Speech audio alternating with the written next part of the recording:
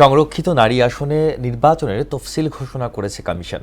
আগামী 12 মে অনুষ্ঠিত হতে যাচ্ছে এই নির্বাচন। থাকছে 30টি প্রতীক। মনোনয়ন জমা দেওয়ার শেষ দিন 21 এপ্রিল আর প্রত্যাহারের শেষ তারিখ 29 এপ্রিল। ইসির সিনিয়র সচিব জানান, নির্ধারিত সময়ে সুষ্ঠু ও শান্তিপূর্ণ নির্বাচনের জন্য সব ধরনের প্রস্তুতি নেওয়া হয়েছে। এমআর আসাদের রিপোর্টে বিস্তারিত। গেল 6 এপ্রিল সংরক্ষিত নারী আসনের ভোটের তারিখ জানায় নির্বাচন কমিশন। বুধবার দুপুরে ইসির সিনিয়র সচিব আক্তার আহমেদ ঘোষণা করেন ভোটের সম্পূর্ণ তফসিল। প্রার্থীরা মনোনয়নপত্র দাখিল করতে পারবেন 21 এপ্রিল পর্যন্ত।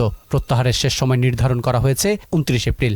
মনোনয়নপত্র দাখিলের শেষ তারিখ হচ্ছে 21 এপ্রিল, এটা মঙ্গলবার, এবং এটা হচ্ছে নির্বাচন কমিশনের সচিবালয়ের ভবনে। নির্বাচনের জন্য প্রতীক রয়েছে 30টি। আক্তার আহমেদ জানান, সুষ্ঠু নির্বাচনের স্বার্থে সব ধরনের প্রস্তুতি নেওয়া হয়েছে।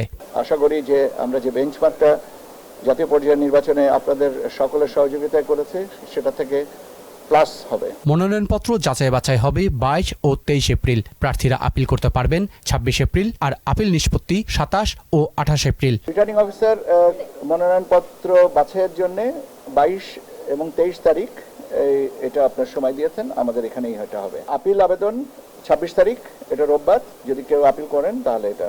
আপিল নিষ্পত্তি 27-28 এপ্রিল। নির্বাচনে বিএনপি জোট 36টি ও জামায়াত জোট 13টি আসনে প্রার্থী দিতে পারবে। সংরক্ষিত মহিলা আসনের বন্টনটা হচ্ছে বিএনপি এবং তার জোটের ভিতরে 3 দল আছেন, গণ অধিকার পরিষদ, গণসংহতি আন্দোলন এবং বাংলাদেশ জাতীয় পার্টি বিজেপি।